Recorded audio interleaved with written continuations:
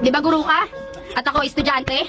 Madalas nagagalit kayo kapag di kami active sa klase. Papagalitan nyo kami kapag late at absent. Bakit lahat ba ng guro naranasan mag-working student? Tupiling mo ngayon lamang ka. Bakit? Porkit may degree ka na? May trabaho ka? Bakit porkit nagtuturo ka? Lahat alam mo na? Ba't ganyan kayong mga guro? Nilevel niyo yung utak ng estudyante sa utak na meron kayo. Karamihan sa inyo, may degree na hinahawakan kasi inasa sa magulang. Paano naman kaming pinipilit pagsabayin ng trabaho at pag-aaral para may marating lang? Nyo kaming diktahan na parang alam nyo na lahat. Sa paaralan, aklat ang binubuklat, yun ang aking inyong ulat. Ano man ang iyong nalaman din na para ikalat iuungkat sapagkat hindi nyo alam ang aming mga kwento at alamat kaya wala kayong karapatang bigyan kami ng pamagat. Kaya siya makitid utak, kaya siya mangmang, tanga at bobo, naturingan kayong guro pero nasan doon ang respeto. Di ko binababa ang kredibilidad ng mga guro, yan ang aking ikaklaro. Saludo pa rin sa inyong trabaho at masipag na pagtuturo pero minsan, ibasibasan nyo naman pantitrip nyo. Nakikinig naman ako at steady lang sa dulo. Alam mong di ko alam sagot, bigla mo akong ituturo.